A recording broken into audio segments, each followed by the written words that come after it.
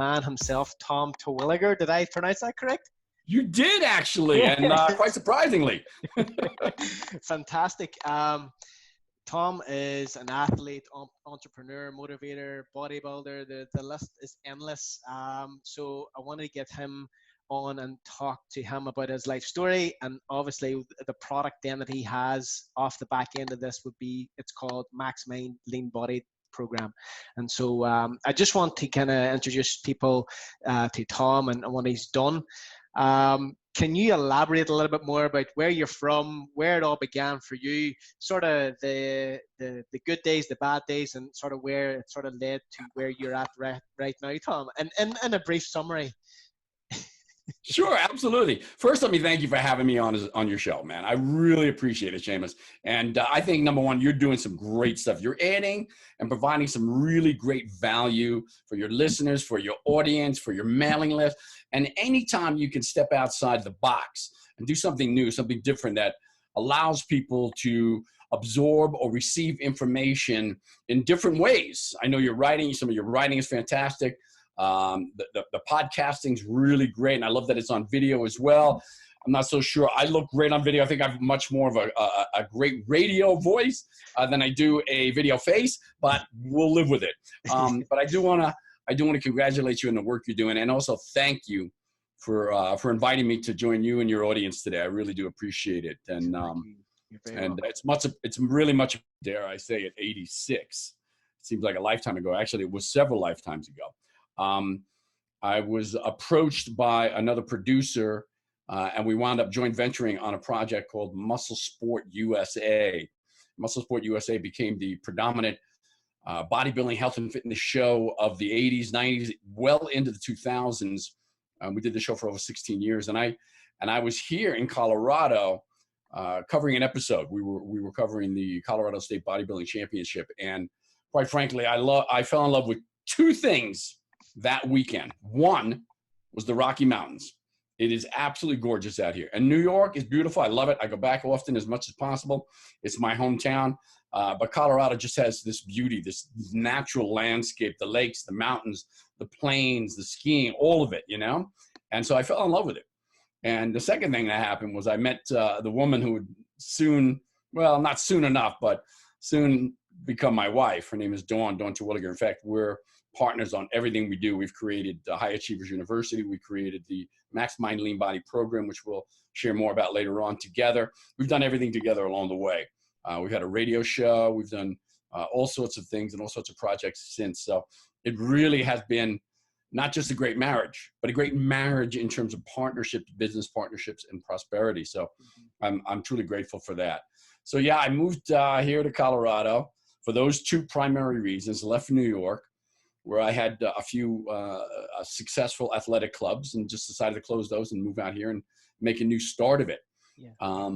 Before that, however, was kind of interesting. And early on, when I was a youngster, I was not a good student. I was kind of a rebel. I had dyslexia and hyperactivity. Today we call it attention deficit disorder. Yeah. And that was really challenging for myself and my twin brother. I had an identical twin brother. And so we struggled in school. And as a result, we just got really rebellious. You know, we hated it. We didn't like authority. We didn't like the learning system. And we didn't like the fact that we were feeling dumb and less than. So we rebelled against that. One thing led to another. Ultimately, it was not a good ending going into high school. I dropped out. I got my first Harley Davidson that same year. That year, I started riding that Harley Davidson. I was only 17 years old, started riding with some outlaw bikers, and just really went down the wrong path. Mm-hmm. The wrong path. And it's interesting because I was on the right path for the first time in my young life before that. Even though things ultimately came to a head in terms of my own disempowering beliefs about myself, because that's really how it all manifested. Being bad in school, ultimately being, dropping out of high school, getting in a fight with a gym teacher, all of that was a manifestation of my disbelief in myself. Becoming an outlaw biker was a disbelief in myself, that I wasn't good enough, that I wasn't smart enough, that I couldn't make it. So I had to be like this 1%er, you might say, So all of that, it started to take a back seat for a very short while in high school. and it was bodybuilding. And I know a lot of your listeners lift weights and train, do CrossFit. It was bodybuilding, really weightlifting, that sort of turned the tides for me for a few years. So in high school, I started working out, started lifting, started working out with a bunch of guys in my basement. We created this home basement, a lot like what people are doing today, right now, with this coronavirus thing going on. We started working out in the basement, started making equipment. We wound up with, somebody had some dumbbells, somebody had some barbells. We wound up making a pull down machine, making a bench I think it was a picnic bench. We put a blanket on and we did our bench presses on the picnic bench, and started to see some progress. And I literally fell in love with it. I mean, it was like the first time I touched that metal. It was like something changed, something resonated that was positive instead of all the negative that I had been experiencing in my life up to that point. And so I started bodybuilding, and I joined a gym called Future Man. And Future Man was the predominant bodybuilding gym on Long Island. Some of the top guys, Mr. America, Mr. World. There was a Mr. Universe training there. I mean, some really great guys. I walked into that gym at 16 or 15 years old. You've never, I don't know if anyone's ever been more intimidated in their entire life than I was. It took me 20 minutes standing outside, scraping the steam off the window, looking in. So he's like, do I even want to go in there? Oh my God. All I could hear was screaming and yelling and weights and clanking and banging in there. That's all I could hear, resonating from the place, right? I'm not even sure. I don't even remember if they had a music going or not. And so I finally had the courage to go in, and that began that journey. And for the next 3 years, I was fortunate to be mentored by a great coach, Tony Pandolfo, who was also a champion bodybuilder himself at the time. And I wound up getting coached and really taking a good direction at that point. But then what happened is that old disempowering belief began to intrude again. Yeah. And I started to lose this. And this is something maybe some of your listeners can relate to, because we've all had this experience, I think, a time or two in our lives where we make a decision, or something comes along and helps make that decision for us, where I could be doing more, I could be doing better, I could be living bigger, I can be accomplishing more, I'm better than this. Yes. And we take some action.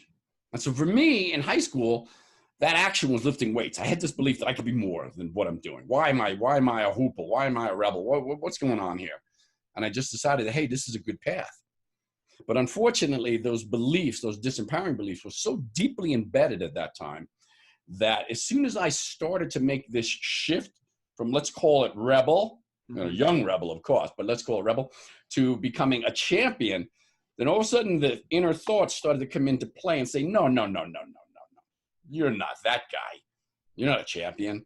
You're not a hero. You're not that guy that should be in the magazines. You're this guy. But I wound up getting in a fight with a gym teacher, getting almost kicked out, deciding, hey, I'm leaving high school. I'm done.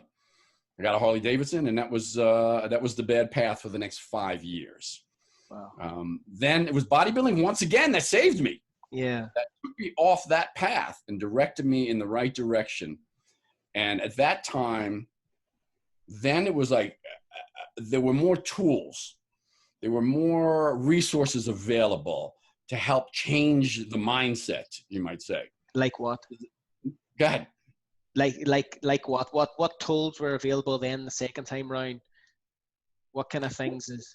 Well, the primary tool was picking up a book. My first book at that time that led me towards this personal growth and development process, this path, that was available, but I didn't know. In high school, you didn't know. Picking up a book in high school, I hated books. I hated studying. I hated homework. I hated all that stuff. So the idea of picking up a book that had something to do with changing your mindset and growing internally was like outside my scope. Yes. It was like the Native American Indians who couldn't even see Columbus's ships coming across the horizon because it was so far out there, in terms of their belief system. It wasn't even an available resource at the time, even though it was there. Yeah. So later on, after I decided that this biker lifestyle was no longer for me, this is not the path I should be on. And it was a sort of a radical experience that happened as a result of that helped facilitate that decision. It was now time to say, okay, if that's not it, if this is not what I'm going to do, if this is not who I'm going to be, then what is? So then I started searching for research, started searching for answers, you might say. You know, and so one of the first books that I read on the subject of personal development that really created a shift was one by Dr. Maxwell Maltz called Psycho-Cybernetics. And I don't know if you've heard of it or read it, but it has since, I mean, it was written actually in the 50s. So I read it in, you know, I guess it was like the late 70s or so, or early 70s that I read this book for the first time and began to see what was really taking place on an unconscious level. In fact, it was really the first time I began to understand that there was an unconscious at all. Mm-hmm. And that unconscious is what's steering the ship much more than the conscious desire to be more, do more, or have more, experience more. That's what was really dictating the direction that anyone goes in, certainly for me. So once I became aware of that, I also became aware of how that was manifesting. How is it showing up? What am I saying to myself? What am I doing? What are my actions? And then also Maxwell Maltz provided some visualization techniques and strategies that began to help me go into that relaxed state and begin implanting new ideas, new thoughts, new visions, an actual new future, you might say. Mm-hmm. And as he calls it, it was programming the internal guidance system to not just go where it's been determined I'm supposed to go from an early age or bad experience or trauma, but rather programming that internal guidance system to go now where I want it to go, where I believe it should direct, where I believe it should end up. So that book, those resources, that one, and then it was a year or two later, I began reading Tony Robbins' Awaken the Giant Within. And then I just immersed myself in as much information as possible, as much reading, as many audio programs as I could possibly get my hands on. Because at that time, now I began to really, truly believe that maybe, just maybe, I could be a champion. You know, that first day I told you about walking into Future Man Gym. As that 15-year-old kid. And, you know, being intimidated. Well, the intimidation got even greater the moment I walked in. Because I walked into a photo shoot, and when this guy, his name, he was a Mr. America, Steve Mahalik. And when Steve Mahalik was training or doing photo shoots, he didn't just like fake it. He was crazy. He was known for his intensity. He became legendary. Him and a guy named John Defenders, who became a very dear friend of mine, Mr. USA. They had articles written up called Intensity or Insanity, you know? So here I am. I walk in. There's Mr. America in this ripped up, beat up old tank top. I mean, the guy was like, it looked filthy. I mean, it looked like he trained in it and never washed the thing, right? Whole thing. I mean, this was back old school days, you know? Back in the 70s. And he was huge. Absolutely. I mean, I walked in. I was like, how is it possible that a human being could possibly look like that? And here he is getting his photos taken, but he's working out for real. And he's crushing it. And he's yelling and screaming, pumping that iron. Everyone's clearing the field. Get out of his way. He's maniac. He's nuts. And I was like, I just stood there looking, watching. And I said to myself, at some point, when I got back on my bicycle and started riding home, it was about a 3-mile ride, I made a decision that I wanted to be Mr. America. That's what I wanted to do. That's who I wanted to be. So that idea, that goal was implanted way early on, even before I began bodybuilding as a teenager. Unfortunately, it didn't take hold enough because I didn't have the strategies. I didn't have the techniques. I didn't have the tactics needed to implant that goal deep enough into my unconscious mind that it began programming that internal success mechanism. So that's why I was derailed very easily later on, a few years later. Mm-hmm. But now, coming back in my 20s, I had more resources, more tools. So the idea, that goal, that objective, become Mr. America, that's who I want to be, that's who I am, began to really take hold. And the visualization process was all around, who is this Mr. America? Who is Tom Terwilliger as Mr. America? How does he speak? How does he act? How does he react with people? How does he eat? How does he train? The whole picture began becoming clear to me. And that's what guided the process for the next several years, ultimately to winning the National Bodybuilding Championship, becoming Mr. America. It was pretty cool, man, when I think about it. Unreal. Like, I would be the same. I didn't really start reading. I didn't like books and stuff. I like, see, as far as my 20s, I didn't start reading self-development and stuff like that until my sort of mid-20s. And it's funny how you just want to absorb as much as you want. or as much Yes. as you can, then you feel like, well, I felt maybe that I was maybe behind. You know, this is all this information makes so much sense, and you know, have so much to do and so much I want to accomplish. But Mm. I've heard of cybernetics. I've never actually read it, but there was a couple other books that you had noticed, and you said "Waking the Giant Within" and "Think and Grow Rich," and "Every Man's a King" was another book as well. I think you. Right. Yep. Um, Ebert Hubbard was an interesting character. He wrote Every Man a King. And it's interesting. I have that on my shelf somewhere. Oh, yeah, here it is. Let me grab it real quick. yeah. I found this book some years later in a, I mean, look at this. Look at how old this is. Yeah, it's Right? like I mean, something in this is like Harry ancient. Potter. This is how far back. This was written in like the late 1800s. This is, or the early 1900s. I mean, look at these pages. This is, oh, it's falling apart. There's a picture of Ebert Hubbard himself right there. Wow. So, I mean, it is just, when I came across this book, it was in like a used, I don't know, like an antique store or something. Yeah. It was in a box with a whole bunch of other books. And I was like, wait a minute, this is cool. I started reading some of it. I'm like, holy mackerel.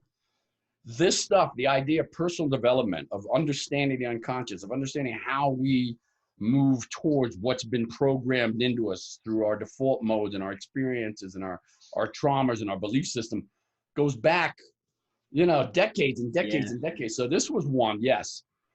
Certainly Napoleon Hill, Tony Robbins, so many others.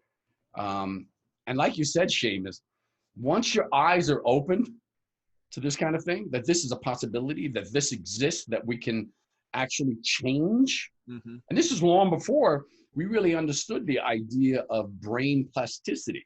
Yeah. We just knew that if we could change our thoughts, we could change our direction, right?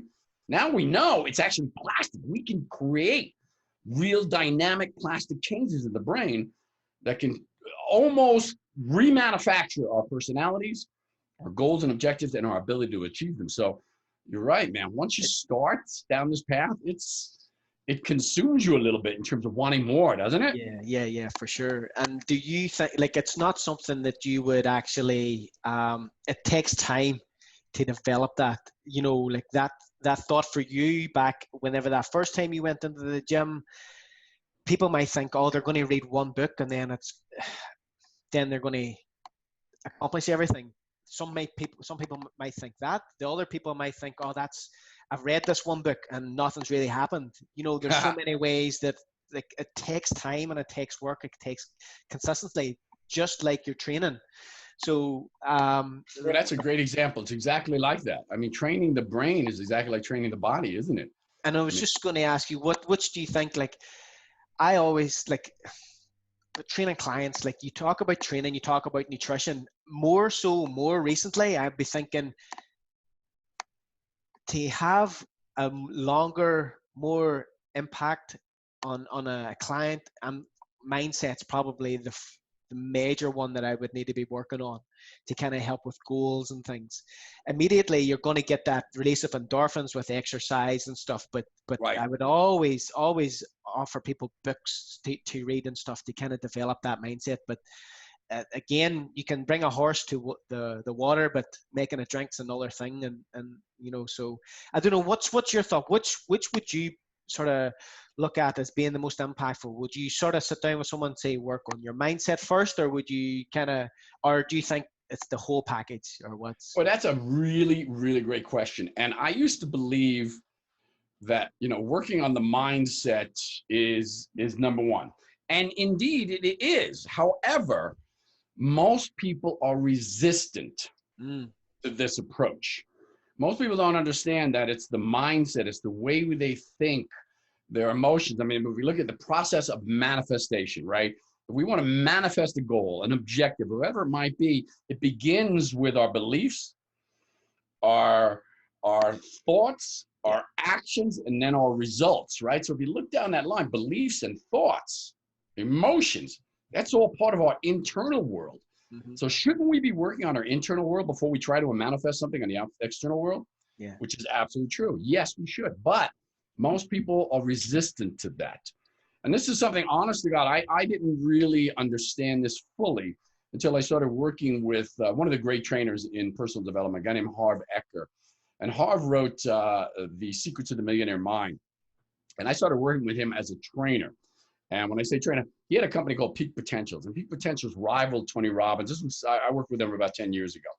And so his objective was get people in to a training program, get them in the door, you might say, or open up their mind to the possibility of change through what it is that they believe they need right now.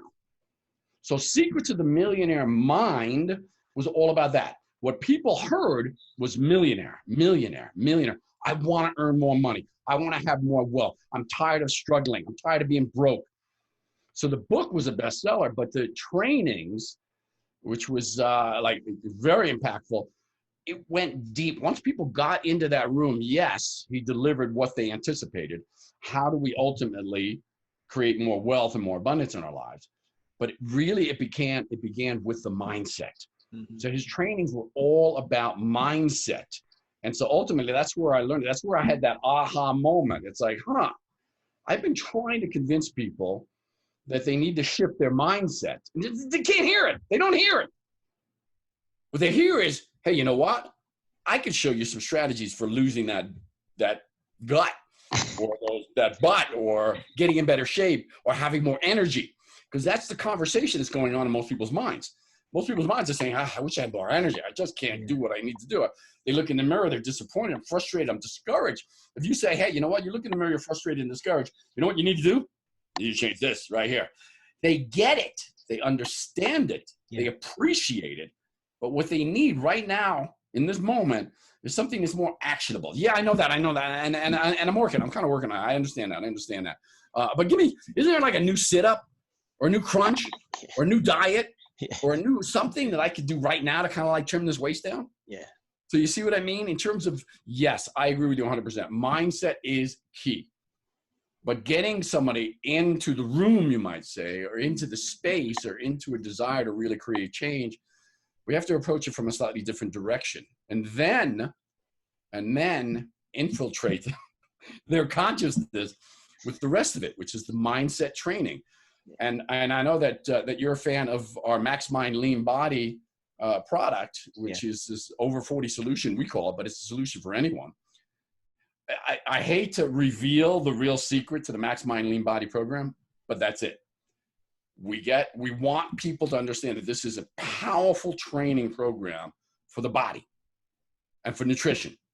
And if you do nothing else, you'll wind up losing some weight. However, what's buried, what's internalized in the program, every step of the way is designed to create a shift in the mindset, in the belief system, in the way we think.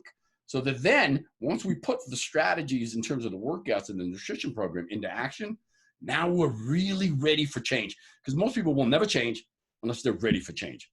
I wasn't 100% ready for change as a teenager. I just wasn't ready. In fact, I was ready for something else. I was ready to be an outlaw biker. But when I was ready, that's when the mindset had to start shifting. I don't know if that's been your experience with your clients. How do you approach it? 100%. It's like there's people who may have come to train for me for maybe 12 months to a year, and they may see small progressions. Maybe it's the accountability. They want to have an appointment to come to the gym at a certain time.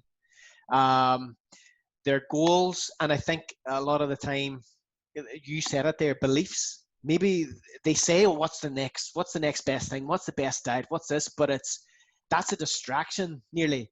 It's internally, they're telling you this, and really they don't have the belief in themselves that they can do it. No, you hit it. You hit it on the nose.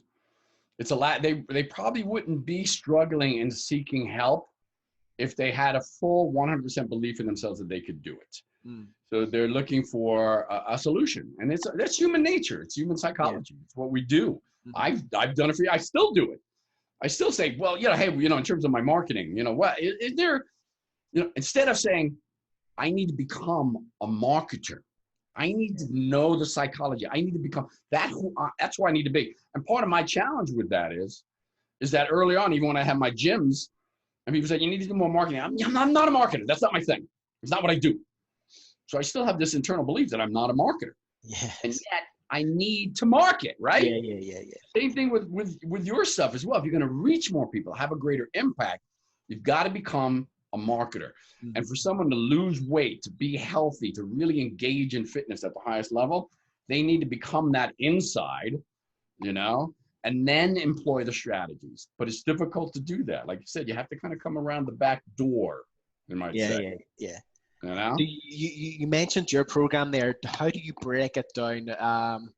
Do you do it a day on this week? You do this task and that's all you do, or how do you sort of start making the mold for people who are joining the program? How do you do that? Well, the first thing we do is we introduce them to it, just like you and I were introduced to. Hey, you know what? This makes sense. We introduce them to an idea that wait a second. Here's and it's very covert, you might say. We talk about old school methods, and we talk about what works, what doesn't work, and in there we have this mindset component where we start to talk about shaping the brain and how our beliefs start to create our reality for the most part. And so introducing it a little bit in small chunks makes people much more receptive to it. And that's what we do in the program. Because every inch of the way is all designed, but if we try and throw it at them like too much at one time, like here's an entire chapter, the very first chapter, because it really should be the first chapter. The very first chapter is all about mindset, changing your mindset. It's just too much almost, right? So we introduce it in little chunks, and those chunks get bigger and bigger and bigger along the way. So to answer your question, yes, there are daily tasks. MaxMind Lean Body is really all about chunking down. So we've got this big picture. I want to be this. I want to be that. I want to be in shape. I want to lose weight. I want to have more energy. I want to look younger, right? All these things. But we got to chunk that down into smaller daily actions that become habits. Because those actions ultimately, listen, it's our, I talked about this, the beliefs, the thoughts, the feelings, the actions and results in terms of this process of manifestation. If you think about it, beliefs, thoughts, feelings are all inside, right? I mean, that's where much of the change has to start to take place. But you can do it a couple different ways. You can do it through meditation. You can hypnosis. You can do it through visualization, or you can do it through daily practice, or all those things. So MaxMind Lean Body is all about daily practice. So if we look at that, the bridge between the beliefs, thoughts, feelings, and the results, action is the bridge. So if you can get people to take those daily actions that start small, but start to shape not only what they're doing physically, but also what they're starting to believe. I call it the do, then believe model. Once you do something, maybe they can't lift 100 pounds. And 100 pounds sounds like, oh my God, that's insurmountable. I don't think I could lift 100 pounds. You know what I mean? So you get them close to it and you say, you know what? You can lift 100 pounds. And then one day, all of a sudden, they're getting close, and then you sneak a couple of pounds on. And then, all of a sudden it's 100 pounds. They do it. And then you tell them, hey, guess what you just did? 100-pound bench press. And you did it more than once. You did it 3 times. Now the belief process. Now it's like, holy crap. Do, then believe. Action is the bridge between the internal world and the external world, the results. So that's what MaxMind Lean Body does. To answer your question with a long-winded answer, my apologies, no, that's okay. Is small daily actions intertwined with small introductions into the idea that it's the mindset, it's the belief system that's gotten them where they are today. And if they want to be somewhere else, we need to start talking about doing some work around the mindset and the belief systems along the way. They've been introduced now.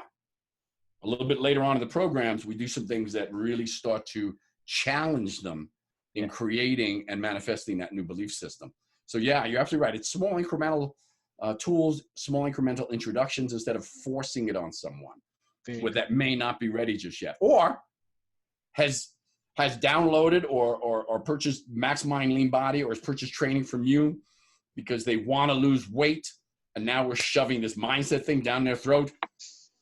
Within the first 10 minutes, they're like, this isn't what I expected. It's not what I want. Yes, and it All of a never sudden you is. got, and you got someone who you can't help, Excellent, you know? excellent, fantastic. I don't know. My internet connection's dropping in and out there, so I don't know if it's going to record the whole way through. But I think we I got think you may most have of that. froze. There we Yeah. go.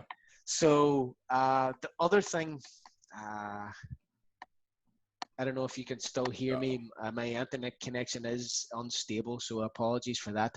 Oh, no The train. problem. We're all a little unstable at the moment, so don't worry about it.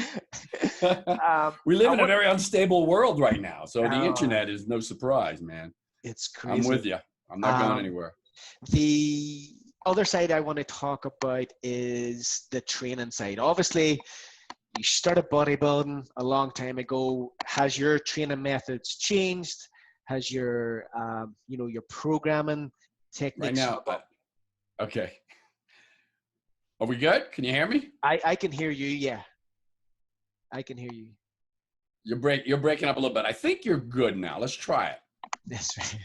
I don't know if you got that, but what I was asking is, you've been training a long time. How has your training developed, your programming changed, stuff like that, and how you incorporate that now in the actual MaxMind Lean Body programming and stuff? Because obviously, um, there's strength training techniques, your squat, bench, deadlift, big compound exercise is going to give you big bang for your buck, obviously improve your muscle mass, stuff like that. Like, again, you're going to give us more depth here, but like, what have you seen change? And you obviously, after a while as well, you have to look after your body. You can't pound it all the time as well to keep yourself looking good. So how has it changed and all for yourself? Well, that's a great question because it does change a little bit. We have to evolve. I'm not a big believer that we need to, as we age. I'm in my 60s now, and it's just like, hey, you know what? I still train. Well, I'm going to take that back. I was about to say I still train as hard as I ever have. But when I was training for the Mr. Olympia or the National Bodybuilding Championship, it was ridiculous in terms of the intensity, the frequency, the duration of the workouts were absolutely just it's ridiculous. You couldn't do it. The average person could not do that on a daily basis.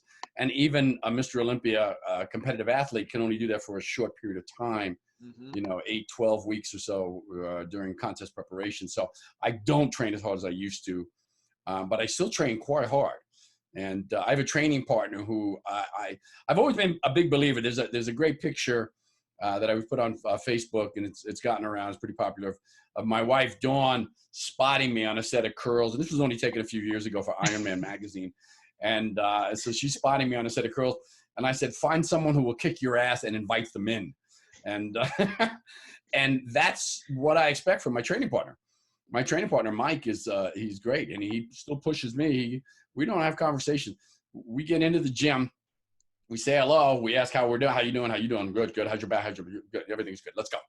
And it's not, honest to God, I call him one of my dearest friends. However, I don't know a lot of what's going on in his life because we don't have a lot of time to spend chatting about those things. We train. That's it. Yeah. We get in, we do an hour. It's high intensity. Now, that high intensity has changed a little bit. It's evolved a little. We still squat. We still deadlift. We just don't do those things as heavy. Yeah. So what we'll do is we'll do them slower. We'll do them with a superset, meaning we'll pre-exhaust the legs, the quads with a leg extension, for example. And of course, I'm just referring to my strength training right now. I do other training as well, but the strength training has evolved. And I do more supersets, giant sets. I do a lot of high rep stuff. High rep for me is anywhere between 15 and 50 reps. But we also do a program once a year where we do 100 reps per exercise. And that shocks the body. It kind of keeps it awake. It keeps it alert. It doesn't know what to expect. So I still train quite the same. It's about an hour, 50 minutes to an hour. I do find, and there's some studies about this, I'm sure you know this as well, Seamus, but maybe your listeners aren't as familiar with, that if you're training at high levels of intensity for more than about 50 minutes or so, and I'm talking about pretty high levels of intensity consistently, not taking a 10-minute water break, but consistently for about 50 minutes or so. After that, what happens is it's the law of diminishing returns. So the testosterone level, your elevated testosterone, high intensity training and strength training, especially squats, deadlifts, naturally elevates our testosterone levels, Mm-hmm. men and women, regardless of age. That kind of training has that kind of endocrine response. However, after about 50 minutes, it's the law of diminishing returns. That means the testosterone levels start to come down, start to diminish rapidly, which actually lowers or reduces our ability to recover post-workout. So I try and keep the workouts under 60 minutes, pretty high intensity for the most part. And what I do is I think one of the major changes for me, Seamus, and I think for anyone over 40, over 50, into their 60s or so, are still training hard, is listening to the body. I have another program. It's a coaching program called Experience the Leap. And the leap is really all about, it's not about getting your vertical jump up. It's about taking a leap in your life, a leap of faith, moving from where you are to where you want to be, ultimately consciously taking that leap. And the first part of the leap process is body rapport, I call it. And body rapport is to know, like, and trust your body. When I was bodybuilding, like an NFL athlete or any athlete that trains, you know, to perform at optimum levels on the field against intense competition, has to sort of almost ignore the rapport with their body. Their body is telling them to stop, slow down, rest, recover. You're injured. They have to ignore it. When I was training for the Olympia one time, I had a torn rotator cuff. It was pretty bad. I had to continue to train. I wasn't backing out of the competition. And so I modified my training as a result of it. I changed a few things. I trained smarter, but I still trained. So in essence, what I was doing, I was telling my body, shut up. I don't want to hear it. I don't want to hear you're injured. I don't want to hear you have to slow down. I don't want to hear you're tired. I don't give a shit. I was like the worst. I was like my own worst training partner. Yes. I told my body to shut up. And that is not rapport with your body. Yeah. There's several different levels to this rapport component. But the rapport that I'm talking about right now that has changed for me in terms of my training is I listen to the body. If I go in and we're scheduled to do heavy deadlifts that day and my back is stiff or tight, or maybe I feel a little bit from my martial arts training the day before, I'm either going lighter or I'm using dumbbells. There's some modified way of doing it. I can go lighter. I can use dumbbells. I can use the Smith machine. I could decide not to do them at all. I don't feel like there's any huge loss at the moment from not doing deadlifts today. I'll do them again next week. Yes. Squats, same thing, especially those heavy movements, you know? Yeah. So I listen to the body, and I call it body rapport, to know, like, and trust my body. But, you know, I mean, and there are three ways your body starts to send signals to you. First, it whispered, hey, you know what? Your back's a little tight today. You might have strained it a little, right? It's some whisper at you. It's like a lover. If it wants to get your attention, first thing it does is whisper. Then it starts to shout, hey, that back, man. Are you forgetting about that back? Holy crap. You can't be doing deadlifts today. Back it off. Slow it down. It starts to yell, right? The whisper, the shout, and then what happens? It's either the slap in the face or the kick to the balls. Yeah. Take your choice. It's your choice. But at some point, after it whispers enough at you, after it shouts enough at you, it will kick you in the balls and tell you, see, I told you. You shouldn't have done those deadlifts today. I don't want to get to that point anymore. When I was younger, in my 20s, bodybuilding and training for the Olympia, you know, it was like, I don't care. Bury me massive. Now it's like, hey, you know what? I want to live a few more years and I want to be healthy and I want to enjoy life. I still want to be in shape. So I have to listen to the body. So that's really kind of how I've really changed my training. It's about 3, sometimes 4 days a week. I couple that with 2 days a week of martial arts training. I do some mixed martial arts as well. And even that, I had to, you know, back it off a little bit in terms of the kicks and punch that I absorbed with the focus mitts and things. I've had to back off. I had a rotator cuff tear just 2 years ago from holding focus mitts for a couple of crazy 20-year-olds like you who just decided, you know what, bam, bam, bam, I'm going to hit it hard, man. Well, guess what? That's your shoulder. And it didn't want to tolerate it. So I've slowed that down a little bit as well. Is there anything you do to aid recovery then with injuries and even just from your day-to-day training? Do you focus a lot on the nutrition side of things? Do you use other things like infrared or the salt baths, or, you know, is there any other methods that you would use to kind of aid recovery? Or I've used infrared. I don't use it on a consistent basis. I love it though. I think if you've got access to it, can afford to do it, without question, there's just too much scientific evidence right now that are showing its benefits, including anti-aging benefits as well, and strengthening the immune system. So I would definitely say that's one. I don't do much with hot tubs or cold, plunges. I just don't have access, and I'll do ice, even though that therapy has changed a little bit in terms of what's the appropriate measures in doing that. I do have a personal laser. I'll use my laser on anything that I feel like, hey, you know what, this is starting to get a little strain. That rotator cuff injury I mentioned and I had a couple of years ago, it's never been repaired. I decided not to repair it. I believe that the invasive aspect of the repair, it was a complete rupture of the subscapula, would have been too invasive and actually set me back further. So I've learned to work around it, and I use the laser around that shoulder and on my knee, which gives me a little bit of trouble, not much, it's just wear and tear. So I use that for a speedier recovery as well. The nutrition aspect is really, I think, one of the keys, and I've always been a big proponent of following the workout and getting to what I call ground zero. Let's just say I work my biceps or my legs, whatever it might be, ground zero, where the attack took place, where the breakdown, where the catabolic aspects of the muscles are taking place at the moment, getting those important nutrients, the branched chain amino acids, some glutamine, creatine, a little protein, which takes a little longer to get to ground zero. But immediately, for about 20 minutes after the workout, has always been a practice of mine. And certainly sleep. Sleep is so, we know it. We know about it, but it's one of those things that's underestimated. And when it is underestimated, we feel the impact. I do. Yeah. I definitely do. It's rare that I get much more than 7 hours. Try and get 8 on the weekends. But keeping a consistent time where I go to bed, consistent time when I get up, makes all the difference in the world in terms of keeping those circadian rhythms functioning optimally. So that and mitigating stress as much as possible. There's so many, it is interesting, Seamus, that, and my wife and I are big right now. Our primary study is around slowing the aging process, anti-aging. We're big into DNA evaluation, peptides, hormones, all these different approaches. However, all these little things, even the red light therapy and some of these other things that athletes can do, each one of them, you might say, let me see if I can do this. It's sort of like, okay, this much more recovery, this much more, this much more. You stack everything you can do to speed up recovery and you get about this. Now, if you sleep, you get this. If you eat right all the time, you get this. If you train sensibly, allow your body to recover post-exercise, you get this. Right? So all these things wind up being this. All the other things add about that much or so. Now, if you can get all this and this, fantastic. But if all you're getting is this and you're ignoring these other components, you're missing the big picture.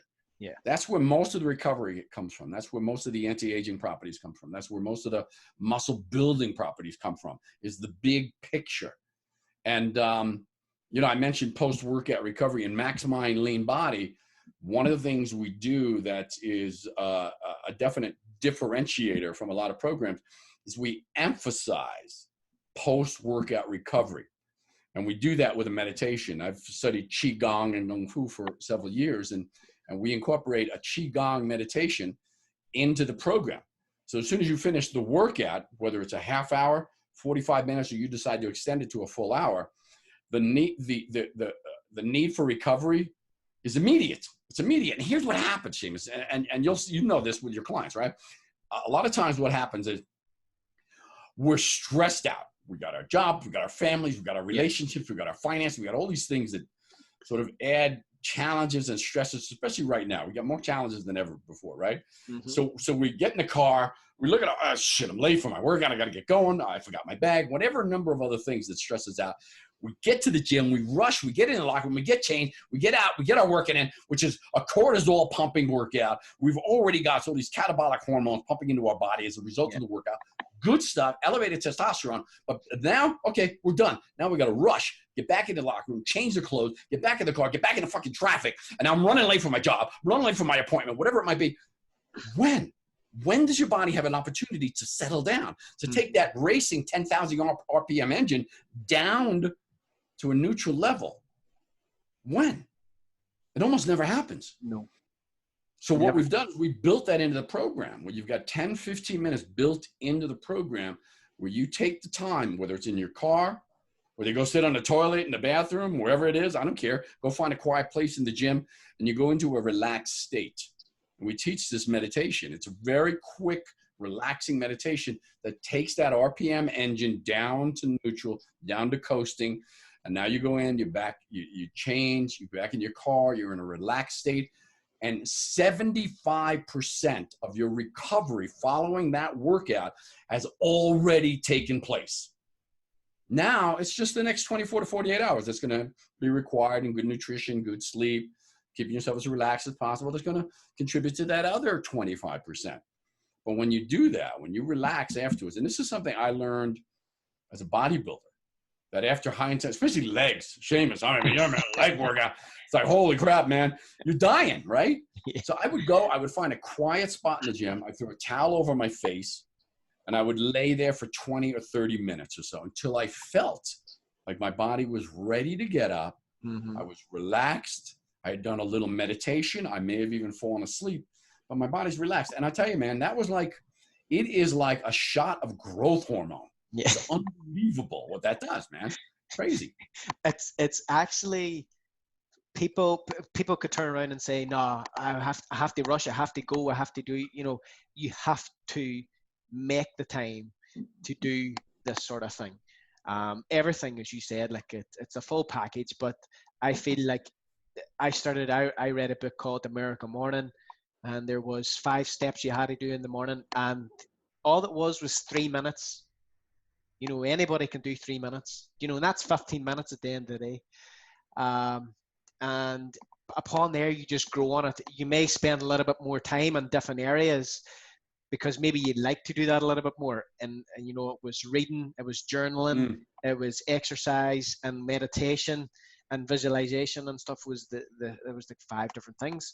So, but I obviously getting up earlier, you spend a little bit more time maybe on the meditation and sitting somewhere quiet. And sometimes I do it lying down in bed. Sometimes I get up, sit on a chair, and I'm sitting with a coffee, but I'm sitting there with my eyes closed. It's in that relaxed state, and I'm there alone. I like the quiet. I like to take the time and be in a quiet place. So that's smart. And I'll tell you, it's interesting because a lot of times people who meditate, and I used to do visualization laying down, and I would do this very specific techniques where each body part started to become heavier and heavier and heavier and drop into whatever mattress or floor I was on. It was really an interesting process, and it taught me to connect with my body parts a little bit better. But really, meditating laying down is not the best idea anyway, because most of us wind up falling asleep. After the workout, that's fine, but just sitting up and relaxing, you're less likely to fall asleep. One other recommendation I have for a seated meditation is try and have your back against something. It doesn't have to necessarily be leaning heavily against it, but something that adds. I think there's something in all of our unconscious is sort of like an innate, this idea that we're vulnerable. If our back is exposed, we tend to feel vulnerable, and therefore we have this level of unconscious threat that we're dealing with while we're trying to relax. So if you can put your back up against a wall or a bench or against, whatever it might be for you that kind of makes you feel a little bit safer, a little more secure, I think it's a good way to help the mind relax and eliminate any unconscious threat that might have otherwise interrupted the process in some way, shape, or form. There's a lot of different scenarios going through my head, and it's great us talking about this now, but I could sort of see a lady at home with 3 kids running around, or a dad as well. There's so many scenarios, but it's I think it's just dealing with those things, and then again just finding that 5-10 minutes, maybe doing it together as a couple if it's a husband and wife, or but it's you gotta put in a wee bit of effort and time to get the benefits out of it. Like, it's interesting. I just want to point something out. I remember because my dad worked like overtime constantly. He had 6 kids. I was the youngest of 6 kids. And my house was always chaos. It was always chaos, right? And so my dad, I remember he would go out to the car when he was like ready to lose it, which was the occasional thing, and he's like ready to lose it. He would go out there, we'd be like, where's dad? Where's dad? Where's dad? And we were just like, what? And then we'd look outside, and sure enough, he would just sit in the car and calm down. He had his own way of meditating, and maybe it was prayer. Maybe he was smoking a cigarette. I don't know. All I know is he would go out to the car, so you can always find, even just a couple of minutes, right? Yes. Just to cool your head, man. That's a great example. That's a great example. So what I was saying, hopefully this is all recorded and I can edit it so that it looks good. But now we'll do it again. No big deal. What type of, like, for someone to kind of come and maybe see this recording and maybe be on the fence about it, are you looking for someone who's maybe definite for that change, or are you looking for someone who is still a little bit on the fence, and you're still able to work with them over this program? Like, what type of person are you looking for, and what should they expect kind of following the program? Well, in terms of looking, we our objective is to reach as many people as possible that are over 40 that are struggling. Sometimes people don't know why they're struggling or what they're looking for. They may not specifically be looking for a weight loss program or an anti-aging program or muscle building program. Certainly there are a large number of people that are, and they're the easiest to reach and the easiest to influence. But the difficult ones, the more challenging ones, are the ones who aren't sure what the problem is, why they're having difficulty, what their struggle really is. So sometimes you have to help define that for them. When I was struggling early on, I didn't know as a teenager, I didn't know what the resources were. I didn't know what my problem was, what they believe they need. And ultimately they do need it. They do need an exercise program. They do need, a good nutrition program. Then they do need a good plan. But below that surface, or some might say above it, is the whole mindset, belief system, emotional component of it all. So that's where we really help people benefit for the most part. Yeah, I guess I wanted to kind of sort of mention that as well, because I just believe if you are struggling, or you don't have that understanding of where you need to go or where to start, I think this is a really good way of doing it. Great, sir. I can't thank you enough for taking the time out and having this conversation with me. I think it's been really valuable, and being able to kind of learn more about you and your experiences, and obviously impact more of the world out there, Well, it's been my pleasure. Without question. I love our conversation. I love that you're a fitness mindset guy yourself, and that you're doing this and you're actually working directly with people. I think, just that the whole one-on-one, it cannot be underestimated how the impact you can have on people, just working with them one-on-one, and reaching them on a larger scale is admirable, but just getting one-on-one and helping people understand how they can change, and they don't have to be in the same situation, the same predicament, the same challenge that they are in now. And you have that opportunity. And I want to let you know how much I appreciate that. Awesome, my friend. Excellent. Look, I'm just going to sign off now. As I said, I really appreciate it. But I'll be in touch, and I'm sure we'll meet again. I'll hopefully check the recording, man, and I'm going to have to edit or do something with it. I don't know, but you're going to have to edit a little bit, I think. Yeah. And I hope you were going in and out a little bit on my last one. I was just, sharing a little bit about what MaxMind Lean Body does and who we reach, and the impact. It looked like you were going in and out, but hopefully we got it. Listen, if we need to do it again, we do it again. It's all about service to others. So you just let me know, my friend.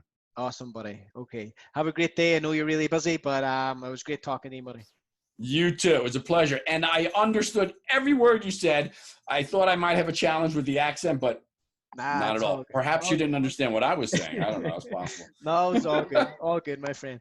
All right, Seamus. Great. Have a great day. Cheers. Stay safe. Yeah, same to you.